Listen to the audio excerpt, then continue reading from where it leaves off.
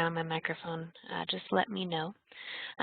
So again, my name is Brittany Dudek. I'm going to be kind of leading a discussion today on how to incorporate our library's streaming media into our courses. And I hope that most of you are familiar with Films on Demand, which is our streaming video platform. But in case you're not, or in case you're kind of familiar, but you're, not really too sure about all of the features, I'd like to kind of start with a demo and then move into this discussion. Now, because I always like to know who's talking to me, I decided to tell you a little bit about myself. I have been at CCC Online since July 2014. My primary responsibilities of being the librarian here is to maintain library access and resources that serve you and your students in your courses. My goal is to provide you with pretty much everything you could possibly need in order to do research assignments, complete, discussions and things like that. It's a work in progress, and any recommendations or any areas of need I would love to hear about. I also work primarily on creating asynchronous instructional aids. Now, these are research guides, these are tutorials, videos, things like that about the different library resources that we have, as well as my next step here is to create information literacy tutorials, active learning modules for our students to kind of help hone those skills that a lot of our students are missing. As an aside, I also do adjunct for Illinois Central College in Illinois. I teach in the LTA, or a Library Technical Assistant program in their special topics area, basically teaching how to manage electronic resources, things like that. I also currently teach information literacy, or an intro to research course. It's a 1-credit, second 8-week course that I'm sure you can all imagine goes somewhat well and kind of not at the same time, depends on who's in the course each semester. That course basically focuses on teaching students how to evaluate websites and different information literacy skills, locating resources, and the like. Previously, I was the electronic resource librarian at Illinois Central College. So that's a little bit about me, and we are going to go on to today's plan.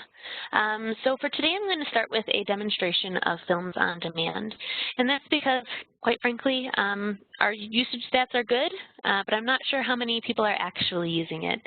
And again, if you are using it, I'm not sure if you're aware of all of the features, so I thought this would be a great platform to kind of learn a little bit about it, and then discuss how we can incorporate it into the classes. So after the demo, we're going to go ahead and move into discussion. For my part, I'm going to try to stop focusing on the librarian aspect of Films on Demand and participate with you as a fellow instructor. And I've been using Films on Demand and other streaming sources in my classes for a while, so some things work and a lot of things don't. So I'm excited to hear what you're doing also. So let's use that nonverbal feedback, if you don't mind. I'd love to know how many people are actually already using Films on Demand. You can go ahead and click the green checkbox if you are, and if you're not, there's no shame. We can go ahead and use the red X.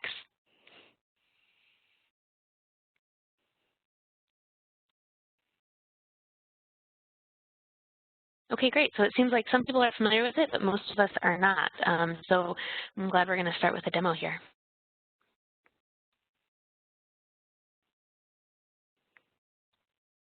All right, so let me give you a little bit about information about Films on Demand. Films on Demand is huge. We have over 20,000 full-length videos in Films on Demand.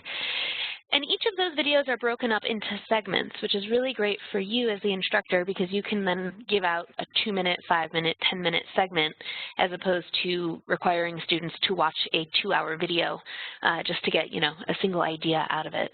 We all know they're much more likely to do something quick like that than they are to watch a 45-minute video. The videos that are broken up into segments, they have over 200,000 segments available. The other cool thing is if you do create an account for Films on Demand, you can actually create your own custom segments. So you can pair a couple of areas together and then send out that link. So it's really a great resource that you can kind of personalize to exactly your needs. So I decided to take screenshots today just because my Firefox browser is kind of being a pain. So I wanted to make sure that I was able to show you everything that I wanted to show you.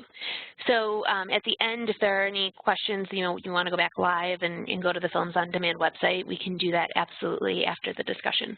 But for now, we'll just kind of look at these screen stills.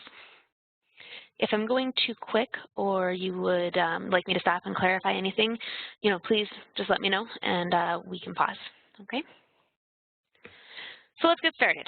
Films on Demand is accessible 2 different ways. The first, well, both are through D2L. The first way you can access it is on the D2L homepage, where you can see all of your courses, anything you've accessed, and that's on the right-hand side under Helpful Links. You can see it with the red arrow there. That's where you can access the EBSCOhost research databases, Films on Demand, and then also our new library website and our coming soon new research guides, which I'm very excited about. You can also access it from your course homepage. Now the terminology changes just a little bit. Now instead of being found under Helpful Links, it's found under External Links. But the online library part is still exactly the same. Your students will see the exact same thing that we're seeing right now in this screenshot, as well as the exact same thing that you see when you are looking at it. This is because we use D2L to authenticate all of our users, and the links that are hidden behind here are actually permalinks. That means there's no student profile, there's no instructor profile, there's no librarian profile. Everything you see is exactly the same thing your students see, period. The end of story, that's it, which is really great for us because it makes troubleshooting a lot easier. And it's also nice because there is no barrier of having to log in again and again and again. So if we click on the Films on Demand link, either found on the course page or the D2L homepage, we're taken to the Films on Demand homepage. Now, this is a really great interface, I think, because it reminds students a lot of YouTube, which is something we know they're all very familiar with. On this page, you can see at the top it has the search across 20,000 titles and 200,000 video segments. That number changes all of the time. They're adding new video content, usually about 200 titles, sometimes more, sometimes less, every month. So if you don't, if you've used it in the past and didn't see anything that worked for you, check back again because they're always adding new things. They're also getting rid of some of the things that are a little bit older, out of date, or if a publisher decided that they wanted them to be pulled down. So on the homepage, you can see that they have the most popular videos listed. They have recently added videos listed. Then they go down at the very bottom if you continue to scroll, and they go by producer and by subject. You can also, from this page, or, well, any page, create an account if you want to. Everything that I'm going to show you today and talk to you about today are all available without an account and without ever logging in. And I think this is important because we all know that when our students reach a barrier required to log in, things like that, they often stop. And so that's why the focus right now is things that are available without creating an account. Later on, if we'd like, we can talk about some of those more specialized things that we can do if we create an account, and we can use the interface a little bit more robustly. All right, so at the top of the page, you see, I'm going to go back here, there is the gray menu bar, Home, Collections, Featured Producers, Playlists, and Favorites. If we click on Featured Producers, I think this is one of the coolest things about Films on Demand. You can see that there are a number of really interesting and popular producers that have contributed films to Films on Demand. BBC, TED Talks, National Geographic, History Channel, etc. And I kind of think that this is important to point out to our students and to our instructors, because just because this is a library resource does not mean that we can't use it whenever we want to. For example, I love watching some of the stuff on Modern Marvels, and so you can watch it from home, no problem. There's nothing wrong with that. You're still within all of our licensing and all of our contracts, so you might as well take advantage of it, especially if you don't have cable. So I'm going to show you a little bit what goes on behind the scenes when you click on one of these featured producers. So for our example, we're going to click on National Geographic. So on National Geographic, you can see that there are 223 titles provided by National Geographic. On the left side of the page, there is a page link wording. If you click that, it's a permalink to the National Geographic collection. So if you wanted to encourage your students to go watch any video in National Geographic, or you wanted to save it for yourself so you knew how to get back here instead of having to go through this whole process, you can just click that button, copy the link, paste it wherever you'd like. Underneath that, you'll see it says all National Geographic results: anthropology, area studies, biology, engineering, etc. So basically, those are all the different areas in which the films fall under, which is kind of nice if you're just looking to see what might fall into your subject area. All of the titles are sorted by title, and then you see the newest titles to the oldest titles. On the top right side of the screen, it says export to Excel, and that's kind of nice because you can actually export that entire title list out. We're going to wait to focus on what you can actually do with this page here a little bit later. So we're going to go back and we're going to check out the subject collections. Now, I think using the subject collections is the very best way to browse for our different courses. You can always search, but if you're not quite sure what you're looking for, you just want to see what's available, this is definitely the best way to do it. So we're going to go ahead and browse the history collection. Now, this is the history video collection. You can see there are over 2,700 titles on history. Now, my last position was in a traditional community college setting, and I can guarantee you that the physical DVD and VHS collection that library had did not number 2,700 videos in the history collection. So that's why this is such a robust resource, and it's such a great option as opposed to using kind of the more traditional means. So on here, we have the same two options, exporting the list to Excel and the page link. Again, this might come in handy if you're trying to hold on to this list. You can see that on the left side, under All History, these are the different categories that our history videos fall under. They're very broad: American history, world history, biographies, but they also can become very minute, and that would be by clicking on something like Early America or Authors and Writers. You can see here on some of these videos, the first three, for example, they have a recently added banner or ribbon over the tops of the video.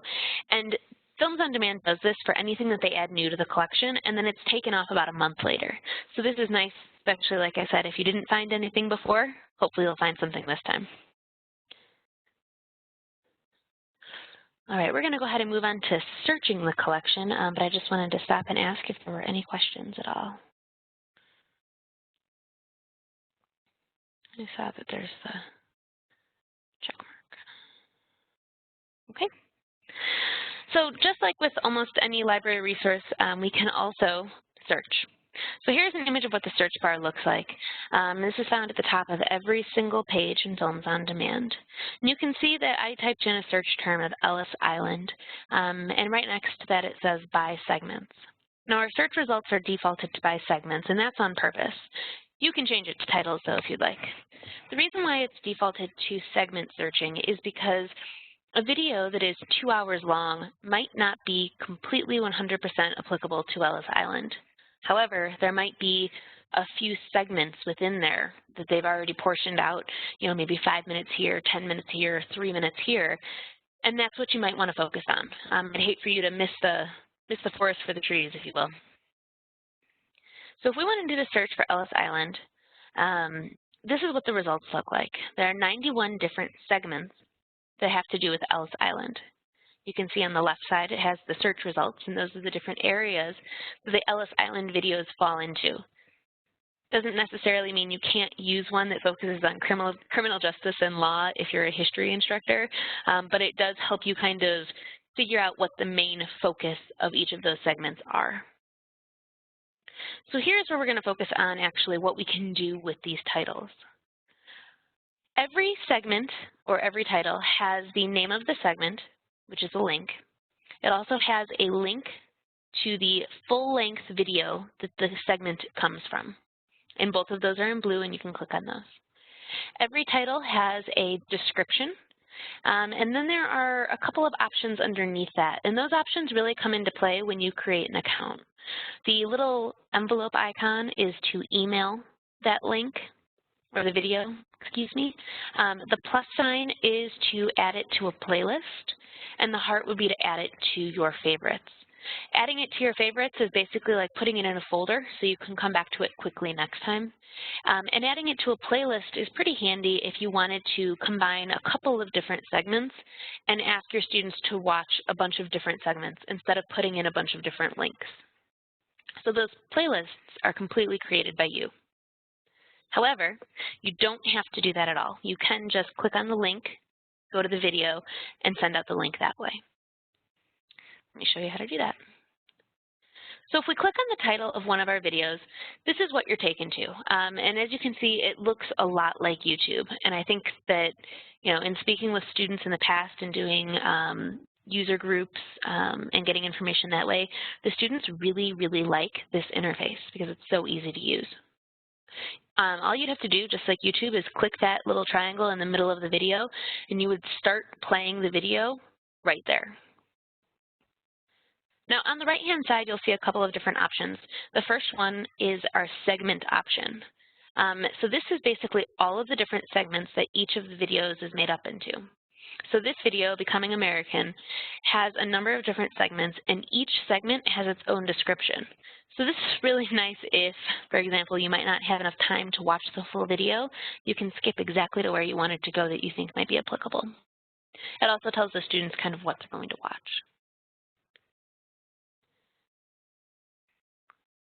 The next option is the transcript option. Now this is probably my favorite feature of the entire Films on Demand resource. The transcript is searchable and it moves along with the video. So as you're playing the video, it actually will scroll with it, which is really, really cool. It means it's accessible for all of our students as well. Now, I think that they say something like 99.9% of their videos are transcripted and are closed captioned. And every video, though, does become transcripted. It just might take a couple of days or up to a couple of weeks if a video is primarily not in English. That's really the only time when it's not transcripted. I don't think ever encountered a video that was not. So if it isn't now, it should be pretty quickly. And if you have any concerns about that or making sure that it is transcripted before you're going to use it in the class, just let me know. So then we move on to the related videos, and you can see that here there are a bunch that, have something to do with Ellis Island and or the Chinese experience video as a whole. Underneath the video, there are a bunch of options, the email, playlist, and favorites, just like we saw before. We have the ability to play, change the volume, turn on closed captioning, and make the video full screen.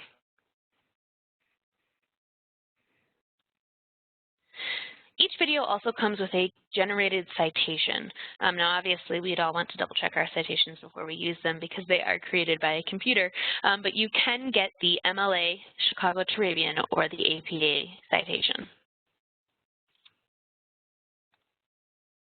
All right, now this is probably the most important thing that I will tell you from this entire demonstration. I've had a lot of emails from instructors and program chairs and deans telling me that Films on Demand wasn't working when they inserted it in their class. And I can guarantee you that it does work. You have to make sure to use the title URL or the segment URL found underneath the video in order to send the link to your students, to put it in D2L into a discussion and have the students be able to access that video. The URL from the address bar at the top does not work. If you use the URL at the address bar, you're going to be prompted to log in, and we all know that as soon as the students see the login video sign, they're going to check out. So make sure to scroll underneath the video and click on the title URL or the segment URL. Something that is coming soon that I'm super excited about, and I'm working with our AT folks to get settled here in the next probably 2 to 3 weeks, is the ability to embed the videos in our courses. And now you'll see at the bottom of the video there's the embed option with the little HTML toggle icon. If you click that, you'll be taken to a screen will kind of pop up and it will say embed code best for LMS. Now, you can see this one says segment, and that's because we're specifically looking at a segment from this full-length title. If you click on the little arrow on the right-hand side, it expands and you can see the full embed code, but otherwise just copy and paste it. You can also change the video size if you wanted to make it a little bit bigger or a little bit smaller. Like I said, this is coming in the next couple of weeks, but what this will do will allow you to actually insert that video box into a discussion, and the students can just hit play right from that discussion or right from that content point. When that works, what you'll do is go back to your D2L course site. Here is a sample discussion. On the left-hand side, you'll see the arrow that points to something that when you mouse over it, it says Insert Stuff. So when you click on that Insert Stuff button, this window pops up and you will enter your embed code here. And then once you hit save, the video should show up in your discussion area. All right, so that was a very quick overview of Films on Demand. If there's anything you have any questions on, I'm happy to answer your questions. We can talk about more of the features if you create an account. But now I'd like to turn it over to you, and let's get started with the discussion here on how we can use Films on Demand or any streaming videos. You know, while I'm a little bit partial to Films on Demand, if you've got a great resource that you've been using, I would love to have it because I would love to make up a list and be able to send it out to everyone, you know, different resources that we can all use.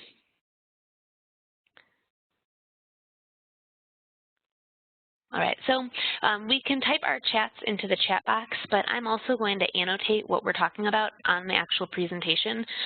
So that way, you know, we've got two different places and hopefully the answers are kind of listed with the questions. Great, thanks Brittany. So yeah, just as Brittany mentioned, you can use the chat window to type any questions or feedback or any comments that you want to make to contribute to our discussion. And if you do want to try using your microphone to speak anything, you can also click that hand raise button and we will pass you the mic. All right. I do have about 6 questions here. I have them all listed out one by one, but I'll give you a brief overview of what the questions are so that way you kind of know what we'll be talking about. So I'm interested in knowing how we're all using video or how we all might want to use video, the best practices for incorporating video into our courses, any other resources that we use to locate our videos, where within D2L we are going to incorporate the video, and then also what kind of issues that we encounter or that we're kind of foreseeing as a possibility. So we'll get started with the how do you use video, but I see here that Benjamin has a couple of questions. So how can we lobby videos to be added to Films on Demand? That's a great question, and if you would like to send me an email with the producers or certain titles that you would like to be added, I can definitely send in larger lists from CCC Online. But we can also access Films on Demand directly, and that would be there's a Contact Us button at the very bottom of the Films on Demand interface, and you can send in requests that way definitely. And as long as they are open to having it be available in an educational setting, I think that they would be very open to having documentary makers or anyone who's creating their own films to be added to this interface. Those are great questions.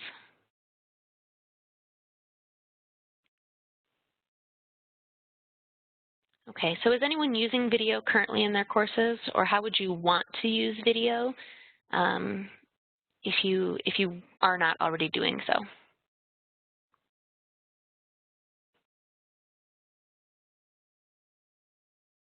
I'm going to take off my librarian hat here.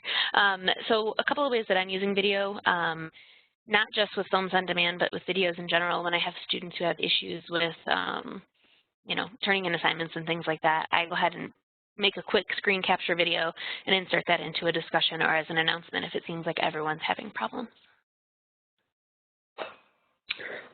Yeah, I would add that I do that as well.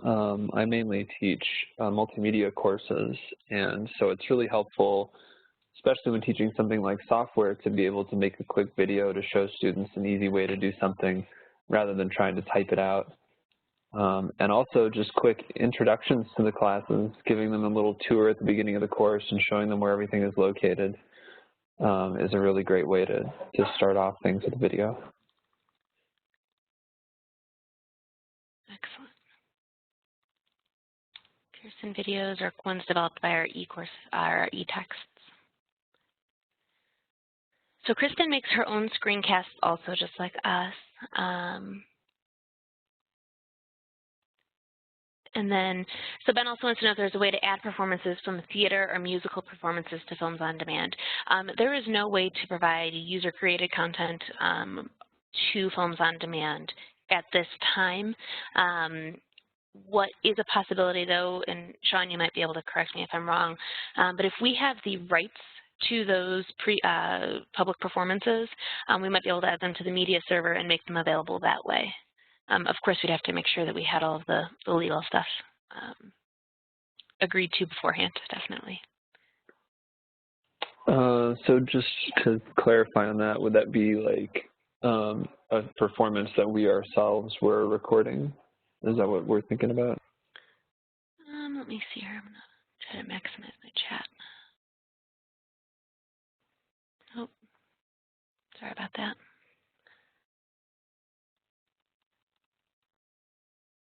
I don't know, maybe Ben can clarify that for us. James had a great point with using potential documentary makers that could be found at the Colorado Film School next door. All right, so then we also have someone, I'm generally using outside videos like YouTube, and then she embeds them into the discussion as part of a reply to get my students to spread their wings and look at more external information. It's a great option. I found it's very effective to use the other stuff icon and do the link instead of embedding. It's quicker and it still puts the video in discussion. So Kristen, Sherry, do you ever have any issues with students who, you know, opening up in another window, they close it, things like that, or is it generally works pretty well? So Kristen's already using Films on Demand, which is great, and she says, I'm using the clips within Films on Demand for discussions or for news posts to augment the content for the auditory and visual learners, which is an excellent option. I'm going to add this here. Videos for content, news, auditory, and visual learners.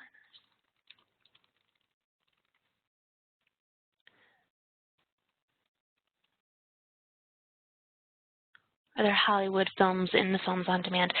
Kristen, if you're talking about like feature films, like let's say, I don't know, Indiana Jones or Lord of the Rings, things like that, those are generally not in Films on Demand. So if you teach a films course, there are a couple of other platforms that we can investigate using, but none of those feature films are really included here.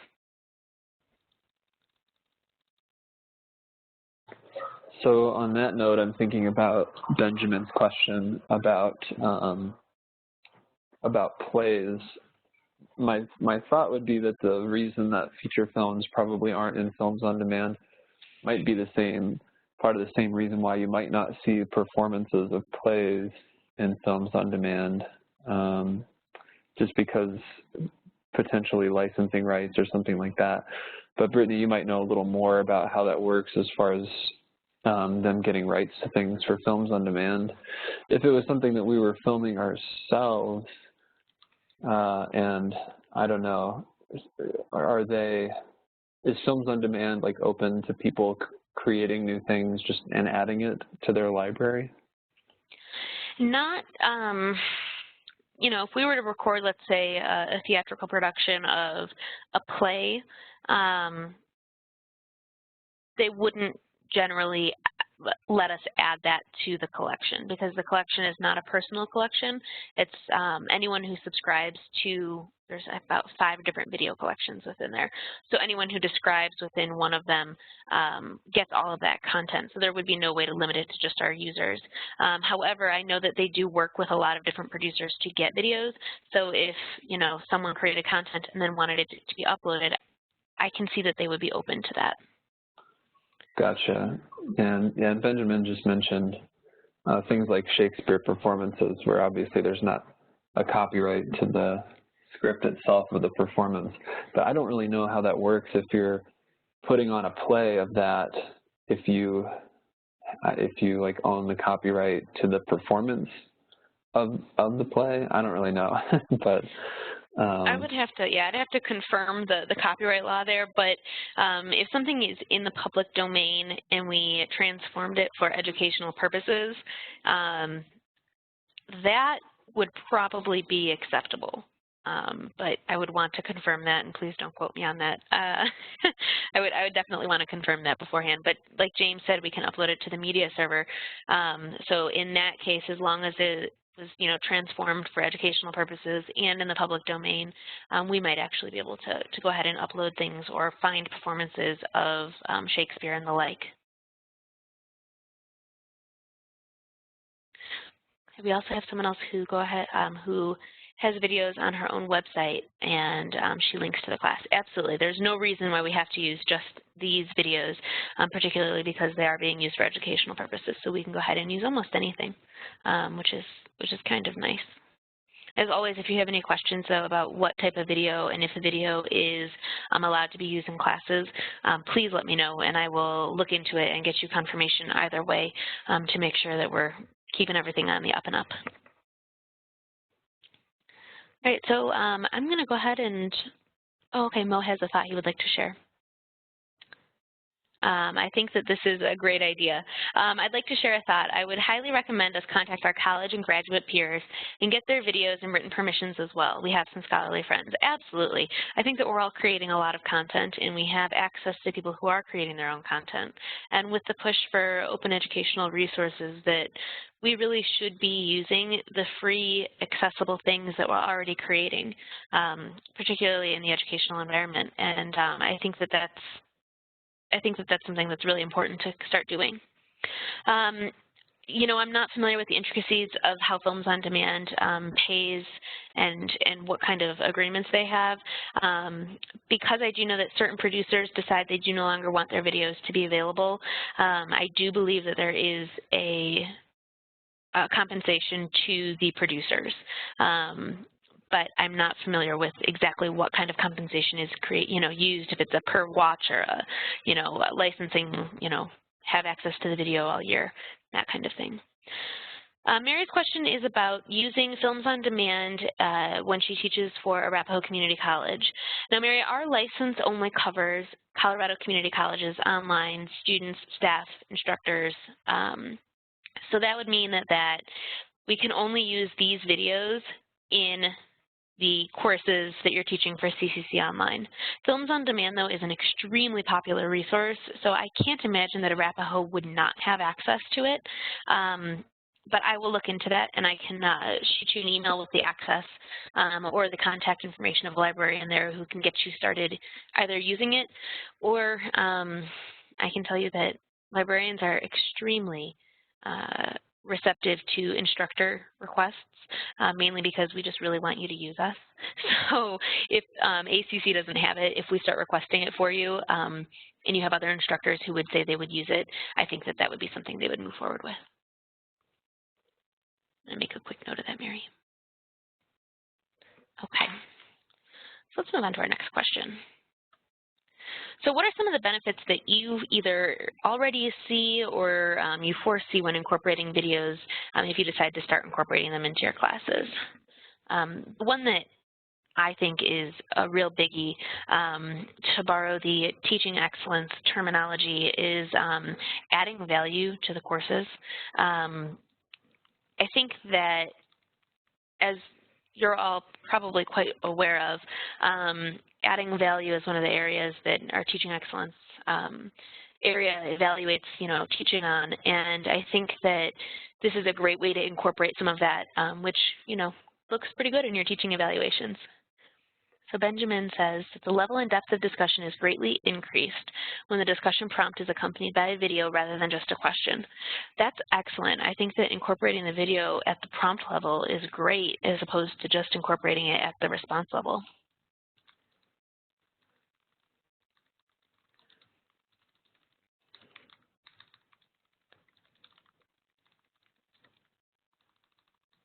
Sorry, my fingers move a little too fast.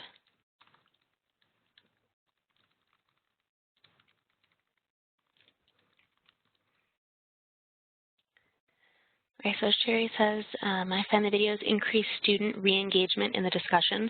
That's a great.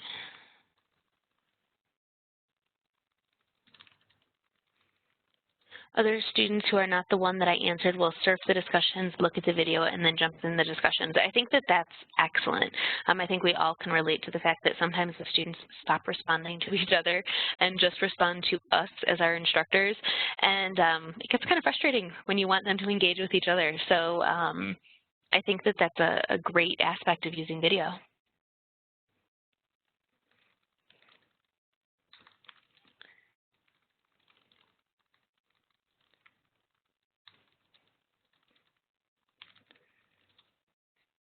Make sure I didn't miss anything here.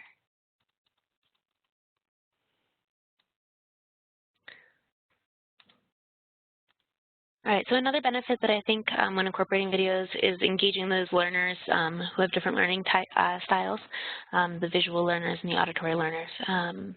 Sometimes just reading the screen, as we all know, can get kind of, well, kind of boring sometimes. So the video, I think, can be helpful with those different learning styles. I would add, too, when we're thinking about videos that we're creating ourselves as instructors that might give students some extra information or show them around our course, that can add a whole lot of value if it's something that we've created, because it gives them a new way to engage with us. And when they're online and they're just reading text that we've written, it can be kind of easy to forget that there's a real person there behind, behind all that online stuff. So if they hear our voice, or even if you use a webcam for a small portion of your video and they see your face, that can really help them connect with you in the online environment. Absolutely. I think that's a really good point. I know that my students always seem to, well, talk more and engage more when they actually kind of see me, or even when I do things like, I started one video with a photograph of my dog. Not because anyone really cares what my dog looks like, but it makes me seem a little bit more like a person, someone who's like them, who has interests like them. And that definitely comes in handy when creating our own videos. Okay, I'm going to move on to the next question here. At the end, if we want to go back to any of these and add anything, we absolutely can do that. Just let me know. All right, so what are some of the best practices for using video in the courses that we're teaching?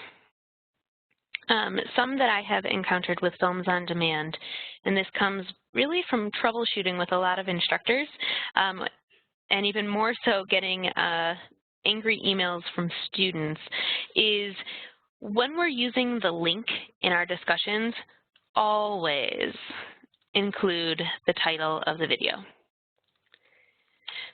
This is particularly important when, let's say, we accidentally grab the URL from the address bar instead of the permalink, and the students are required to watch a video to answer a question or to finish an assignment, and they can't get to it because they're stuck at a login screen.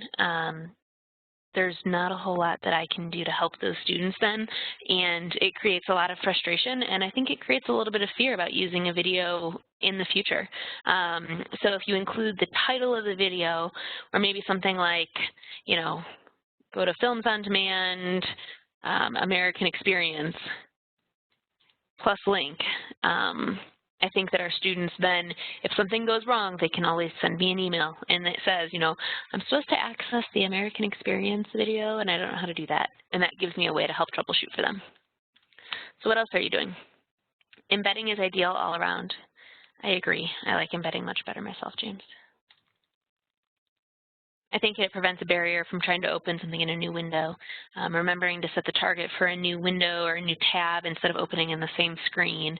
And it also, all you have to do is hit play.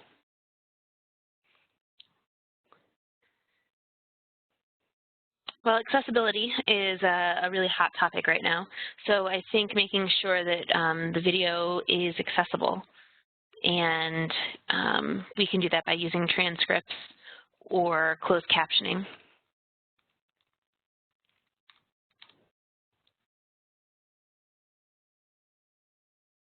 Vanessa, that's a great point.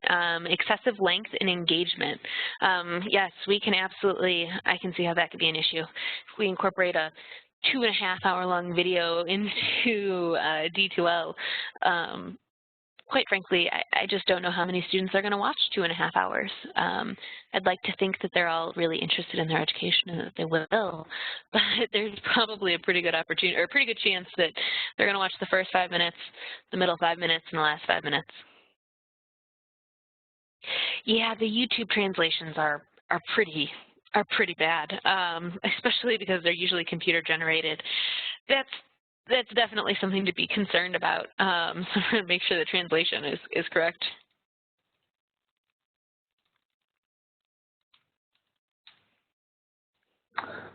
Yeah, so I guess another comment on that. I think the general attitude is that YouTube automatic generated captions are pretty much not helpful at all. And so if we're thinking that, well, it has those, so it's okay, even if they're not 100% right. I went to an accessibility conference a couple years ago where they were talking about that, and they were showing a graph that showed retention and how it was related to the percentage of what percentage of the captions were correct. And when it fell below, it was a really small number, when it fell below like 5%, so when it dropped to like 95% accuracy instead of 100% accuracy for the caption, the retention rate dropped dramatically. So even if 5% of your captions aren't correct, the students are not retaining a whole lot, especially, I mean, really, if you're talking about somebody who the caption is the only way that they're engaging with the video, if they have a hearing disability of some sort. So those YouTube captions, when they're not correct like that, they can really not, you know, they really don't cut it, I don't think. No, I agree. Even when I'm at the gym on the treadmill watching, you know, the TV silent, and there's the captions at the bottom, and you can tell that there's some that are just so bad. I lose interest in, even when I'm watching TV shows that I don't mind watching. So I think that that's really important to know. I'd love to look that up, and I will look up that, see if I can find that stat and include it into our discussion here. There was a couple of questions about how long the ideal video format is. 7 minutes has been said. Vanessa says over 10 minutes and you lose them. I personally try to keep my videos as short as possible, like 3 minutes if I can. And if it's going to be a lot longer than that, I usually try to include chapters so that way students can kind of skip around. And you'll start seeing that in some of the videos that I'm making for the library resources. James also put in a reminder that we need transcripts for instructor-made audio as well. And you're 100% correct. If we're making a video and incorporating it into our course, even for something as simple as like, here's how you turn in your assignment, we've got to put in those transcripts in order to make sure that our courses stay accessible. If you're using something like Camtasia, I always write up a script first, record my audio based off the script, and then I add in my images later. What's really nice with Camtasia is I can actually just copy and paste from Word and then line it up. So that's kind of nice.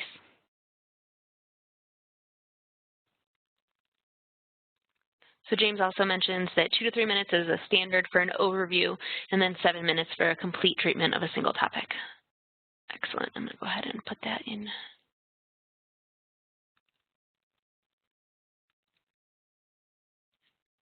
I cannot paste. All right, then. So we'll say 2 to 3 for an overview. 7 for concept. All right, so I think these are pretty great, some best practices for us all to make sure that we use when we're using video. So our next question is, while I obviously think that the library is the best source for video to incorporate in your class, I think that there are a lot of other great sources out there. So James also mentioned that there's a set of multimedia principles that the IDs use and that we can get some links and such if we'd like. James, that would be excellent. If you could either paste those, into the chat, or if you want to find them later and send them to me, I will send them out we can send them out with the presentation, or make sure to incorporate them into the archive, because I think that that's important to make sure that we're all making sure that we use the best practices. So is there any other place that we use to find video to incorporate in the classes? Obviously, we have the self-made videos.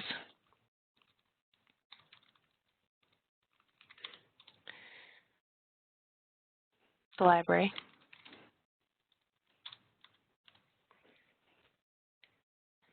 I did go through and I found some open source videos that we can include in the classes. I cannot speak for the reliability and the credibility of most of them, but I think that they're interesting places to look. So I'll go ahead and list some of those here. The Internet Archive has a couple of hundred videos.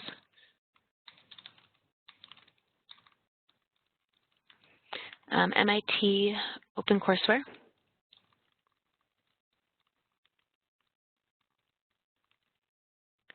Vanessa uses some for agencies. That's a great idea. Department of Energy.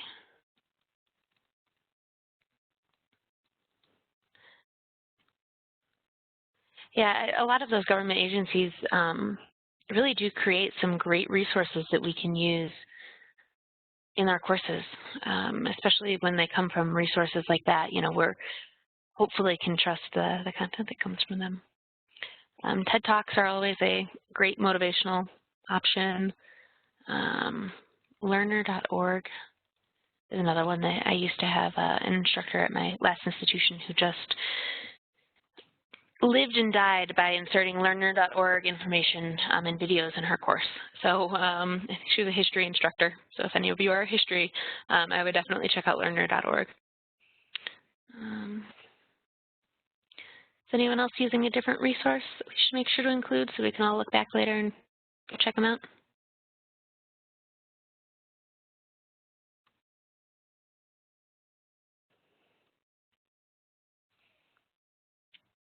All right.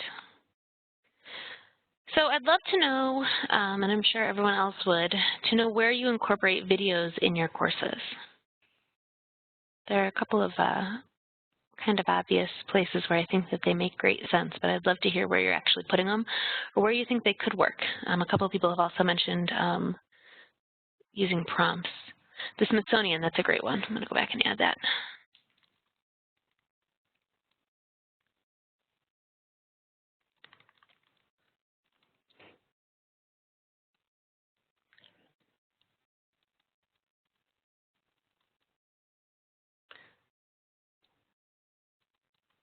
So Stanley also mentioned the Met. Okay, make sure to add that too.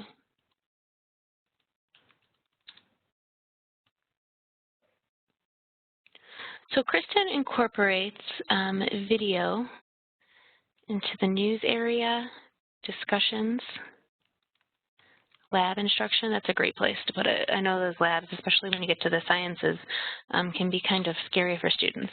So that's an excellent place to put them. Collaboration for labs.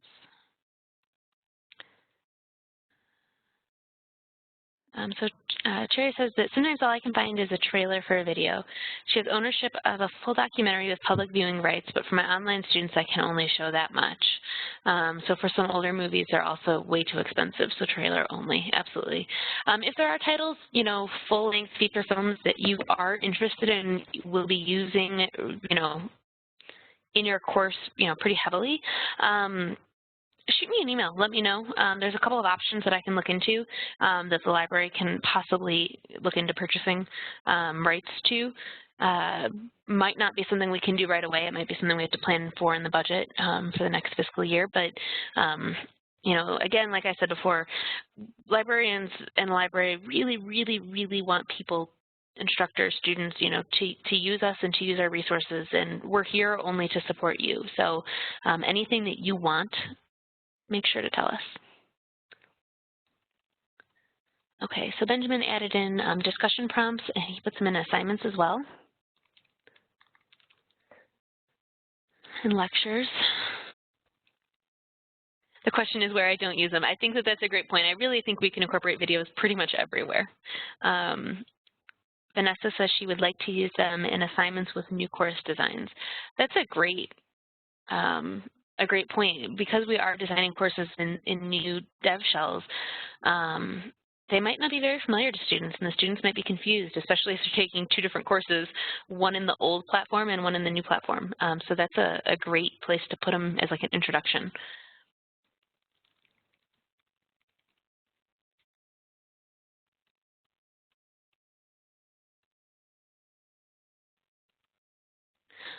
More people using them for publishing a news item, and then also embedding the links into a news item. Cheryl uses a lot of virtual tours. Yeah, that's a very cool option, using virtual tours. Kind of gets us out of the online course environment and into the real world, if you will.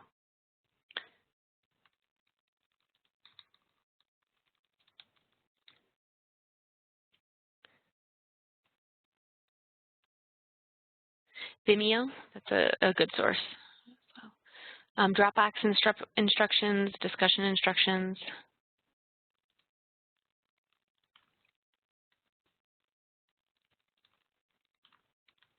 I think we can all probably agree that using them to clarify things for students, how to turn in a Dropbox, how to send an email, how to check their grades, all of that, I think that we can all agree is probably a great spot to make our own videos or even share videos. Just because, you know, my video on how to submit an assignment focuses on a specific assignment that I've had my students do, doesn't mean that other instructors can't use it. And I think that that's something that we should probably look into, is sharing these videos that we're creating, having a library of sorts, so that way all of our instructors, we can all borrow from each other. There's no reason to create 35, how to submit an assignment instruction videos when we could just create kind of a library of them. I think that, save the time of the user. So if that's something you're interested in helping to participate with, especially with this push towards open educational resources, we might as well create some of our own. So I would, love to work on that if anyone's interested in doing that. All right, so this is our last question. We've got about 2 minutes left, so I understand if you want to, drop out here, but do you foresee any issues with incorporating video in our classes? And if you do already use video in classes, have you encountered any problems, or have you had so many problems that you just stopped? Bandwidth. Excellent.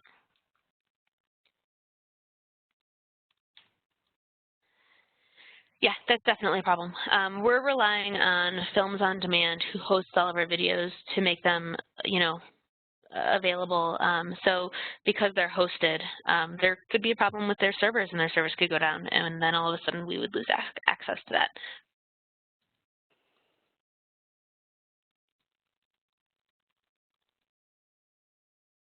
The frustration of the end user not being able to access, and then she can't help them because it's their connection and their equipment. Yep, that's definitely an issue. I mean, we can ask our students, hey, go to the library, go to your home college, but we know that that's not entirely possible sometimes. So I think using the video as supplemental is maybe the way around that, but it's still very frustrating.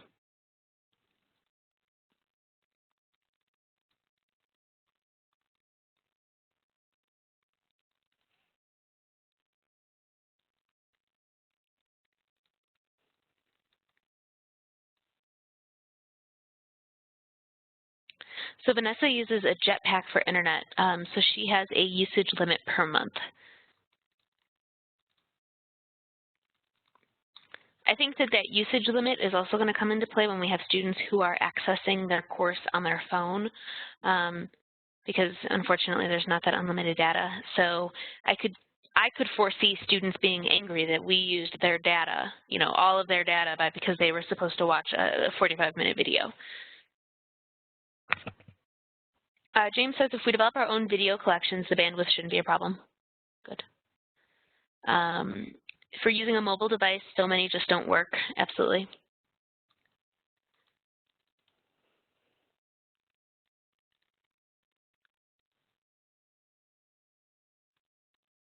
embed code failures.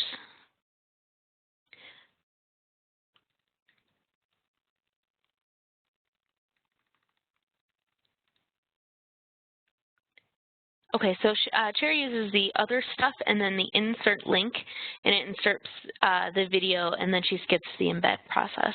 So then do you get the actual video embedded in the screen, or do you have just your link inserted into the screen?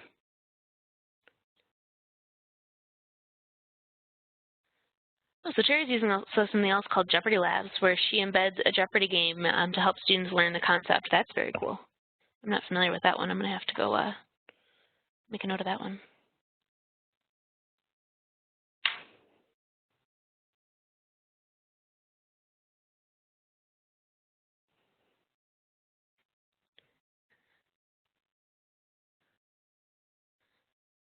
Okay, well, one thing that I do know about Films on Demand and mobile device compatibility, we got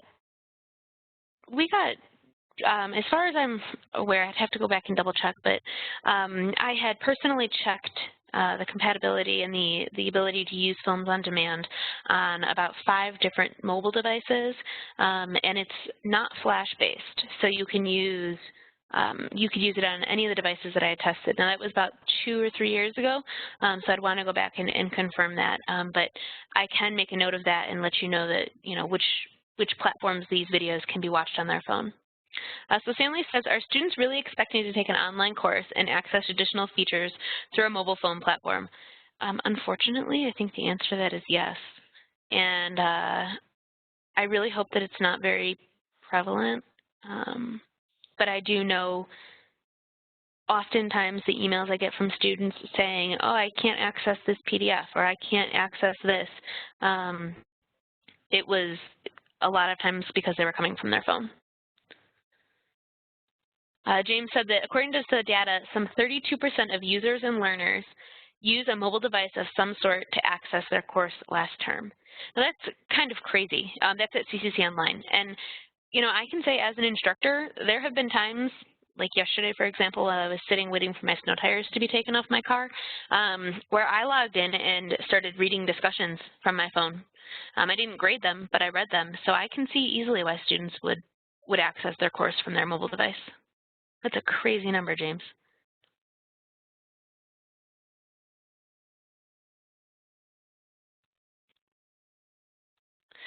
Okay, so it is 2 o'clock, which means blame John.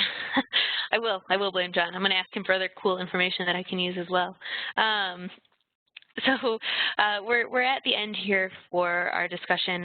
If you'd like to stick around and continue discussing, I'm happy to do that. If you're ready to hit the road,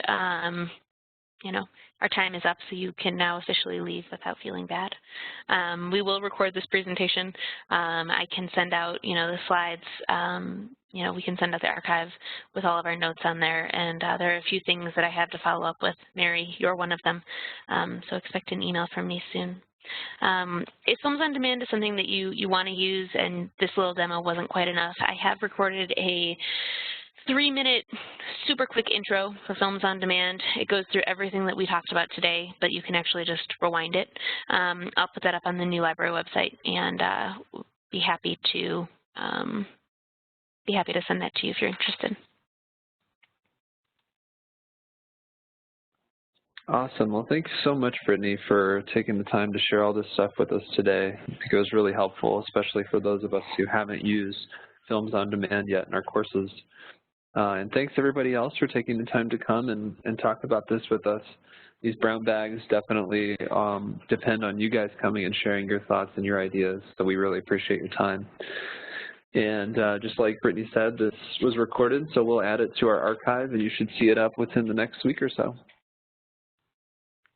Yeah, thank you all for participating. I'm not going to lie, I was a little nervous, and I was afraid that no one would be interested in talking to us. So I really appreciate all of the information that you shared and all of the tips and tricks that you use. I think that we're all on the right track, and I think that we can learn from each other, so I really appreciate it.